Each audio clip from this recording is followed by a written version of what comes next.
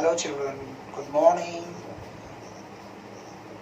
Today I would continue the same chapter from class 10 textbook, lesson number 1, a letter to God.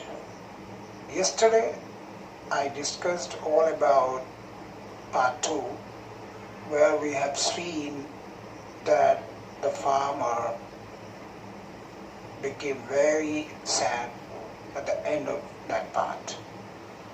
He is the same farmer who was very happy in the first part. He was waiting for a good harvest. He was expecting at least shower, and he was blessed with that shower. But then that shower got changed into hailstones, and his entire crop was damaged because of the hailstones.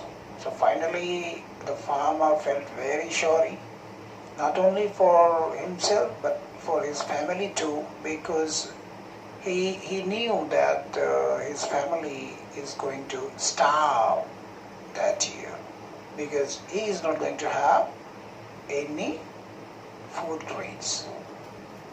So he was very sad. And after that, at the end of the lesson, I gave you to perform oral comprehension checks. And under that, 4 questions were there. You all are having books, so you can just take out your books and complete all those 4 questions under that section. Today, I would continue with the next paragraph, right? So here we go. But in the heart of all who lived in that solitary house,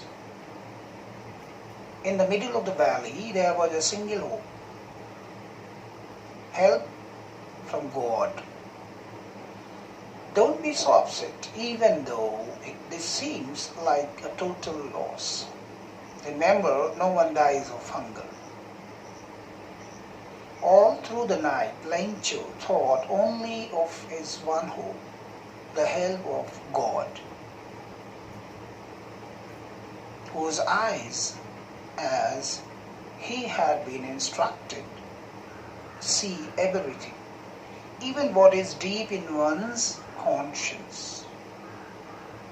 Lencho was an ox of a man walking like an animal in the fields, but still he knew how to write. The following Sunday at daybreak, he began to write a letter which he himself would carry to town and place in the mail. It was nothing less than a letter to God. The title, a letter to God. So here we do get the title inside the context. God, he wrote, if you do not help me, my family and I will go hungry this year. I need 100 pesos in order to sow my field again and to live until the crop comes, because the hailstorm.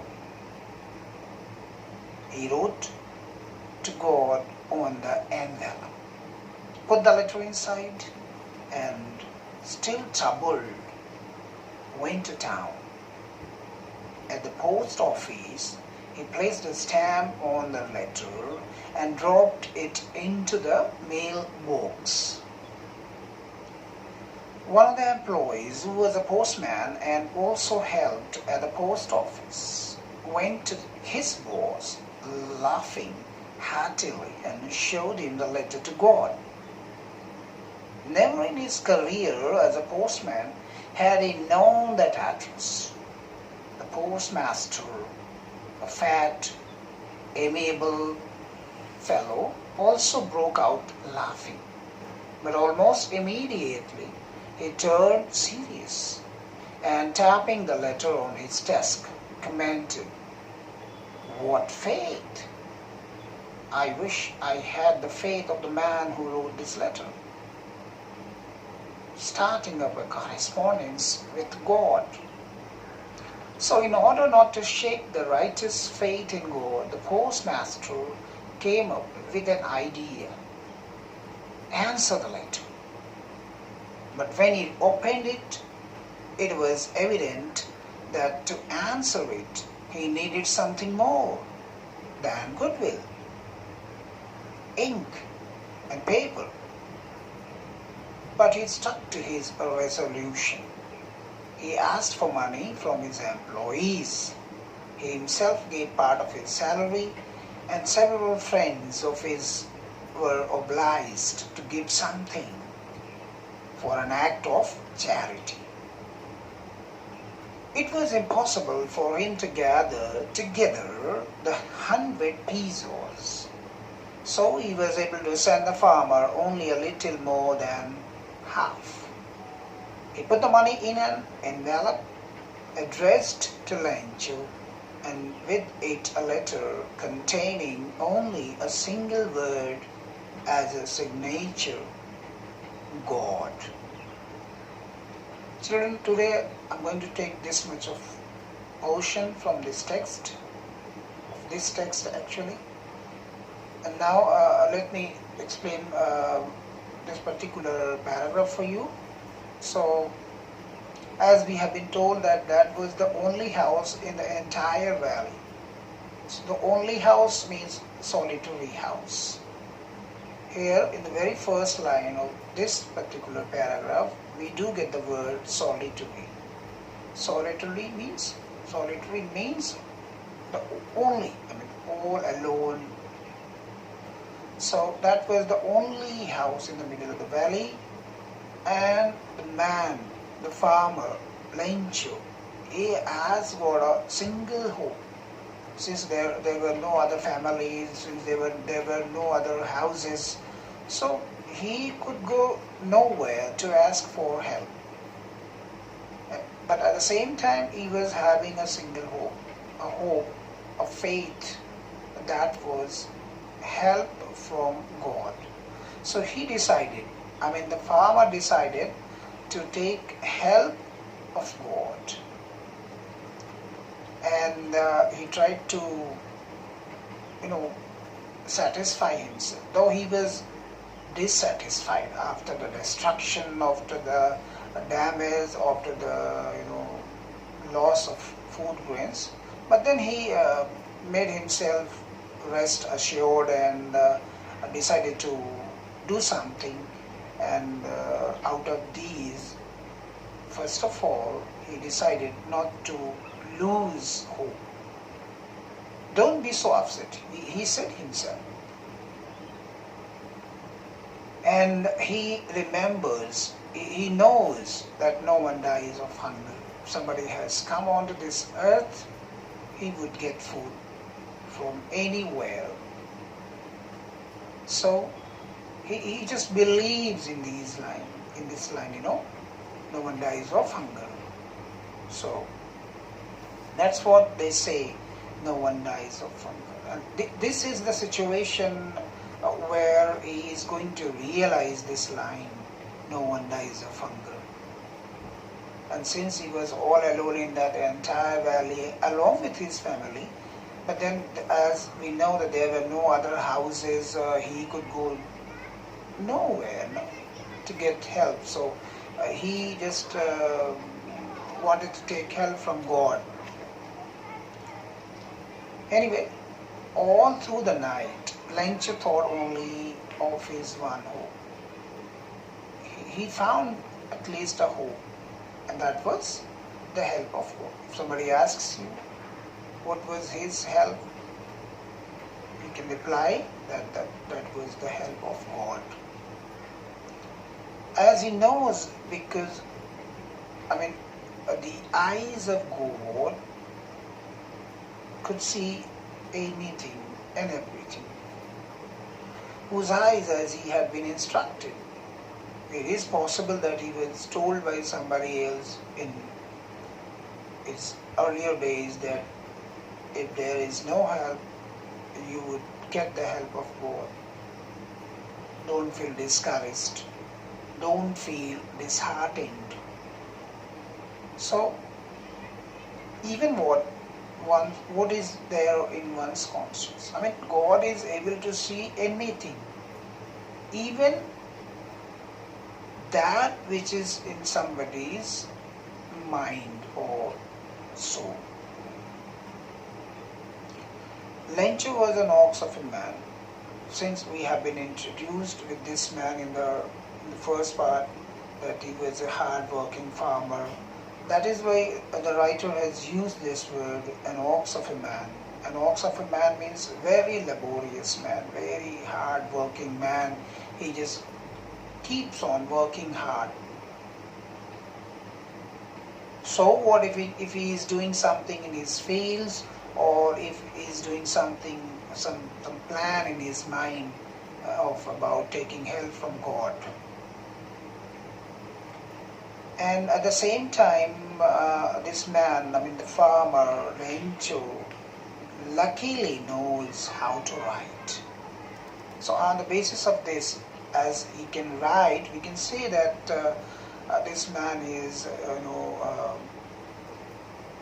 a little bit literate man. He's not completely, illiterate, as because he can write.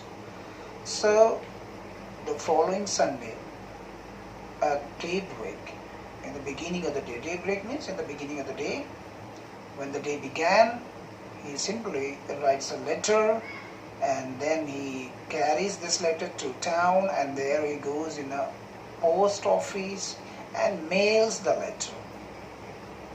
And he mails this letter to God.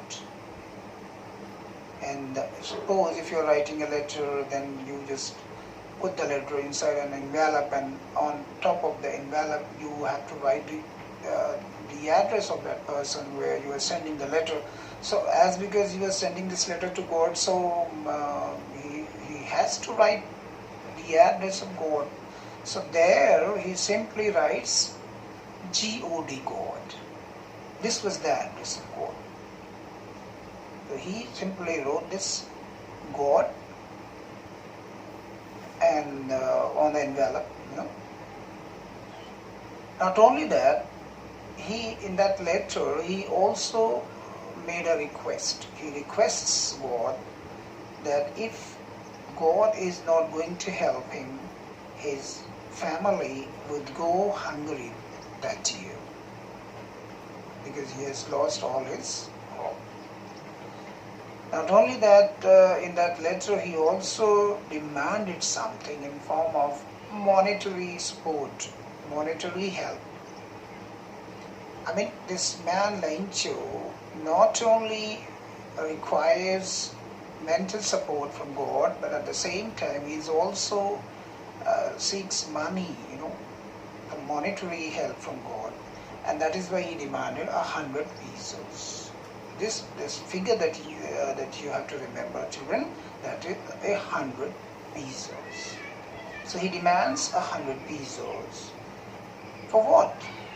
For just taking care of his family? No, not at all. He demanded this money to sow the fields again. He wanted to sow his fields. He does not want to enjoy the money from God or the support from God. He simply wanted to rebuild himself. And that is why he demands 100 pesos in order to sow the fields once again, in order to get the crop to come once more, and with this he could take care of his family. And in that letter he also mentioned all about the hailstorm or the hailstorm. So after mentioning all these things, after demanding all these things in his letter, he posts the letter and put the letter inside and post the letter by placing a stamp on the letter and by dropping the letter into the mailbox. That means he knows everything. He knows how to write. He knows how to post the letter. He knows where to post the letter. He knows what to be pasted on the top of the letter. He knows that there must be some address. The same way as you people know how to write a letter. If I say just write a letter and post the letter, go to the market and post the letter, obviously you can do it yourself. You will write a letter, and after that you'll put the letter inside an envelope, and after that you'll go to the market, especially to the post office, and there you can buy a stamp, and after pasting that stamp, you know that you have to drop the letter inside the mailbox.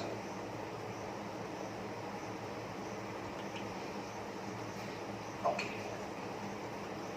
So, and he knows that this letter has to be posted, at the post office.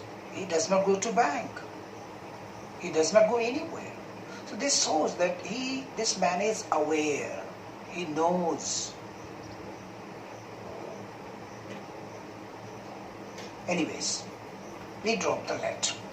So now here we are going to get ourselves connected with the title, A Letter to God. This is the first time that we are introduced with the title, that a letter to God means now you can understand that this is a letter that is being written, that had been written by this farmer, and a farmer is trying to send a letter to God, though nobody knows the address of God. But then, because of his faith in God, because of his trust in God, because of his firm belief in God, he simply writes God at the place of writing the address.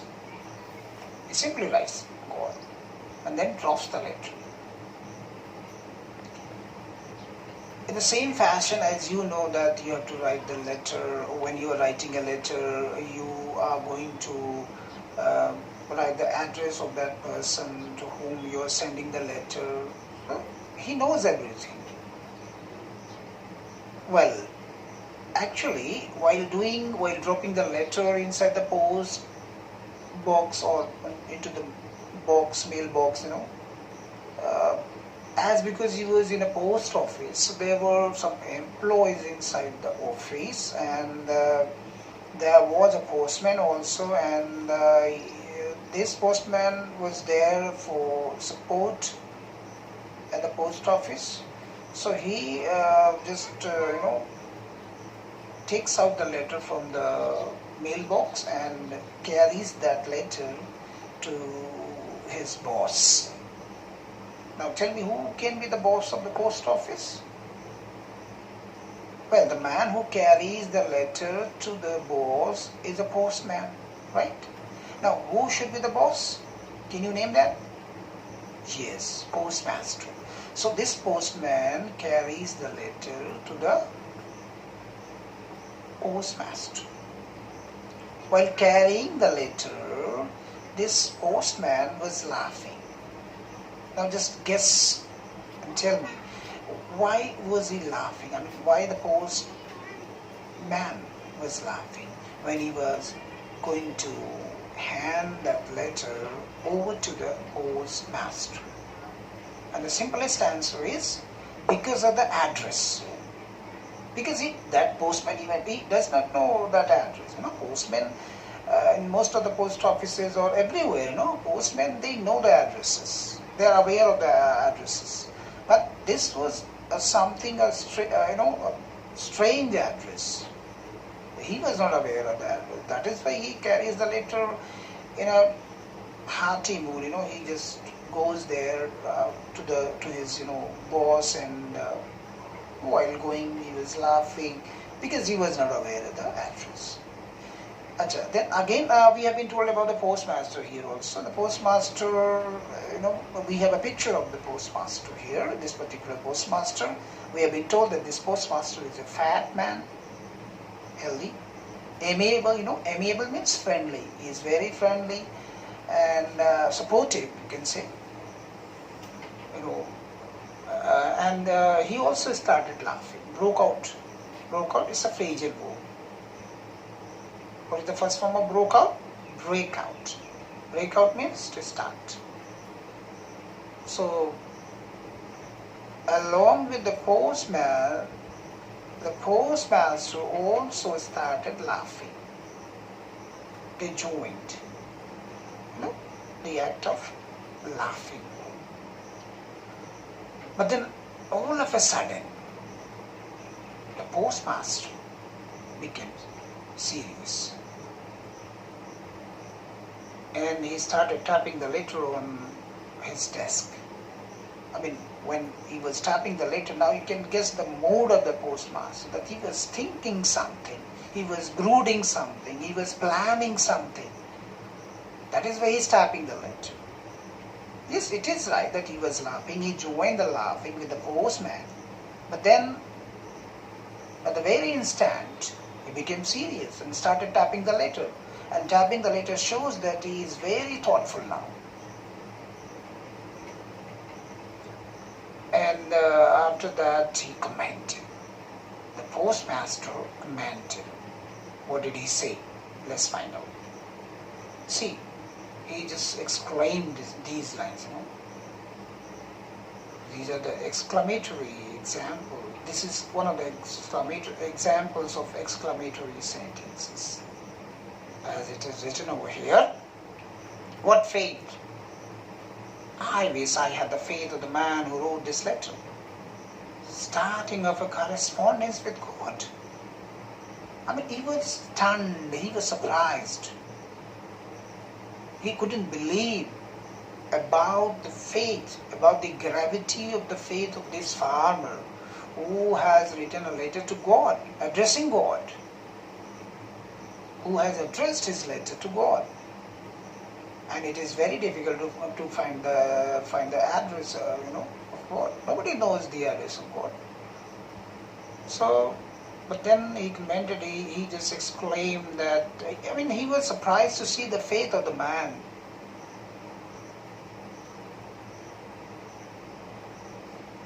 And he wished if he could have the same amount of faith.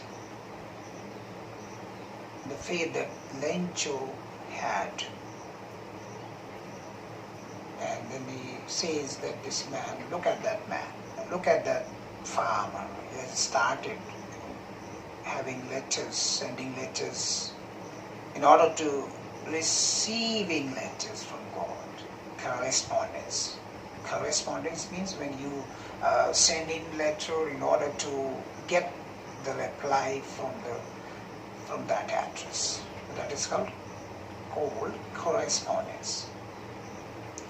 So in order not to shake the writer's faith in God, the postmaster came up with an idea.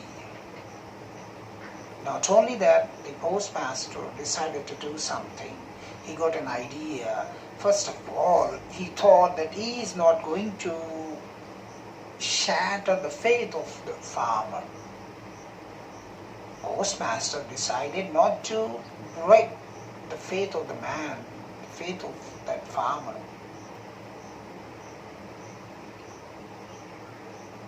And decided to do something. He got an idea and he decided to do something that is very important, and that is the main point of this lesson, the letter to God, and that is answer the letter.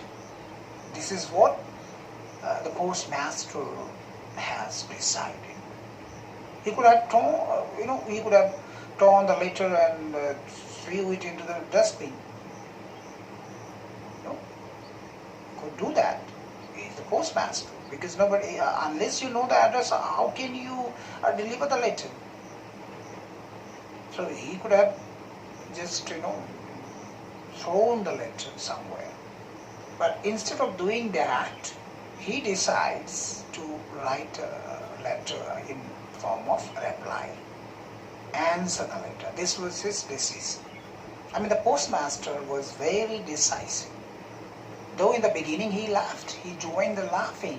But then when he was tapping the letter on his desk, as I told you earlier, that he was planning to do something, and his plan of action is that he is going to answer the letter to the farmer. So he decided to answer the letter. But when he opened, as you know, that the letter seeks not only support, mental support or psychological support from God, but at the same time, the same letter demands monetary support. If you can recall that amount of monetary support, let me repeat you, 100 pesos. So that letter gets not only, the postmaster thought that simply replying the answer, replying the letter will not serve the purpose of the farmer, as because the farmer wanted something more than that. In order to reply a letter, you need a pen, you need a paper. But in this letter, beyond pen and paper, you need money, 100 pesos. So after considering, after going through the letter and after going through the demand of the farmer, the postmaster, as we have been told that he was a very amiable man, he was a very friendly man, he decided to do something. And he decided to do something, finally. He made a resolution. When we enjoy the first day of a new year, we just plan to do something resolutely. We take resolutions. We make resolutions that we would continue doing this for the rest of the year. We plan on the very first day. So likewise, he decided to do something for this man, for the farmer, for Lencho. And then he asked for money from his employees. As because he was the boss of that office, so he could say to his employees to part some money from their salary. So he just asked for money. See, the postmaster is doing a lot of things. He is trying to understand the letter. He is trying to sustain, to save somebody's faith. He is trying to answer the letter. He is trying to become decisive as he is taking resolution. And at the same time, he is asking for money from his employees. So, you see, this postmaster is doing so many things at the same time. So he asked for money from his employees. Not only that, he also gave part of his salary as contribution. They are contributing when so many people give something for an act of charity. Charity means to help somebody monetarily. If you are helping somebody in form of money, that means you are showing charity. So here the postmaster as well as all his employees are sharing money in order to sustain, to uplift the demand of the farmer, in order not to shatter his faith. So everybody contributed. Even he tried some of his friends. The postmaster also requested some of his friends to contribute, and by this way the postmaster could manage something. Let's see how much he could manage. But at the same time, we can say when the postmaster, the other employees at the post office, as well as the friends of the postmaster, they all are sewing, they all are doing something, and what they are doing, that is known as the act of charity. I hope you understand the meaning of this word charity now. Now, it was impossible for him to gather together the 100 pesos. Though it was very difficult to collect that much of money, that amount, 100 pesos, for them, it was quite impossible. But then, anyhow, he was able to manage, a little more than half. If you talk about half of that amount, that becomes 50. A little more than that means maybe 60, maybe 70. We will come to know later part of the story. So he put the money in, and so finally what did he do? He just collected the money, and after the contribution, and put the money inside the in an envelope, and again he addressed the letter to Lenchu. And with it, he not only keeps the money inside, but at the same time he also puts in a letter, and in that letter he simply, the postmaster writes a single word, the only word, in form of a signature by writing God God. This was written in that piece of paper, God. As if, now just imagine, we could have written the postmaster, he could have written the postmaster as well as the postmen and other friends. But instead of writing all this, he simply writes the word God God. Now just tell me, if you can guess, why did he do so? He has collected the money, he is supporting him, he is doing a lot of hard work for the farmer, he has taken the initiative. I'm talking about the postmaster. So he could have written there at the end, in that piece of paper, the postmaster from this post office. But instead of writing that, he simply writes the word God. So what do we get here? As we have been told in the beginning that, just after getting this letter, the postmaster has decided not to shatter the faith of the man. The postmaster not only wanted to help the man, but at the same time, he wanted to protect his faith. So, what I wanted to tell you, that Lencho's faith should not be shattered. The postmaster wanted to protect his faith, and for that is writing as God, God, so that Lencho could understand that God has not only received his letter, but also decided to help him. And he could understand, the farmer could understand that he is getting support from God. Right?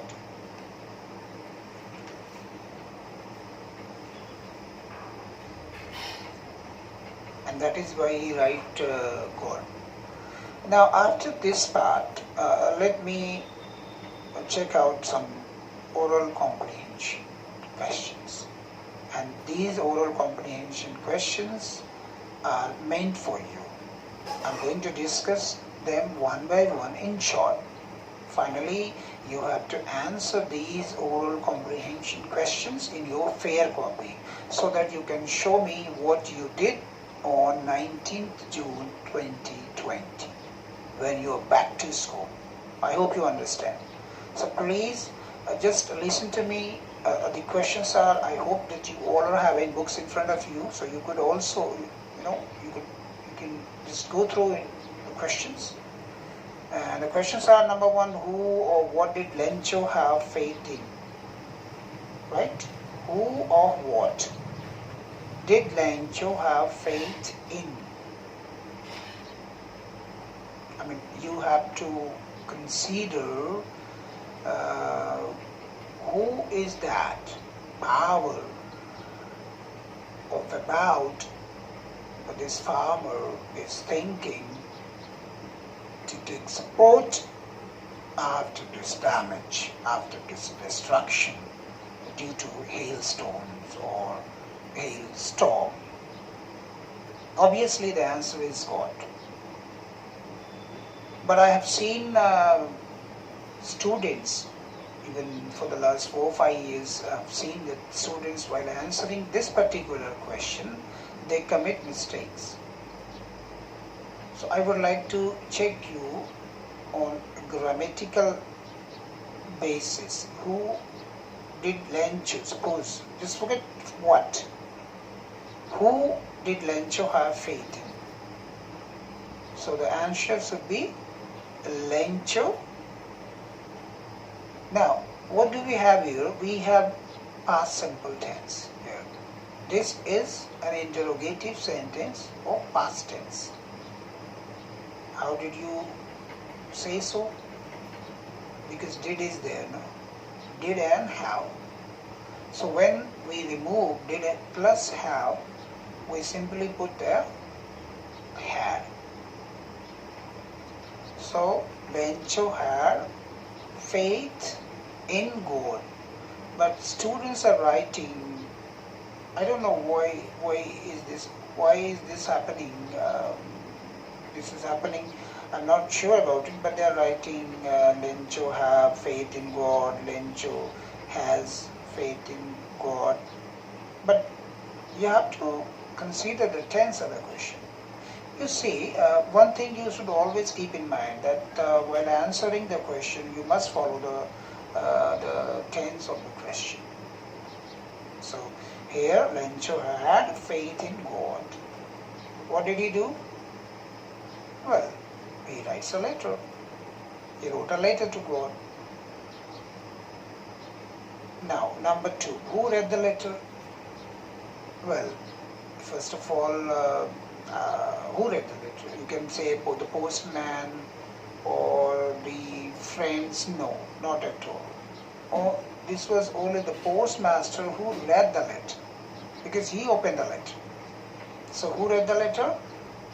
The postmaster read the letter. It was not the postman, because he simply carried the letter to the postmaster, right? And what did the postmaster do then? Well, the simplest answer is he did nothing. The postmaster did nothing. Are you agree with me? No. Okay, I know. Because he did everything. He not only collected the money, but at the same time he also, protects this man's faith, appeals for contributions, asks for money, and then puts the money and the letter, writing on a piece of paper simply God. He places the letter back to Lencho. So by this way he is trying to maintain the man's faith.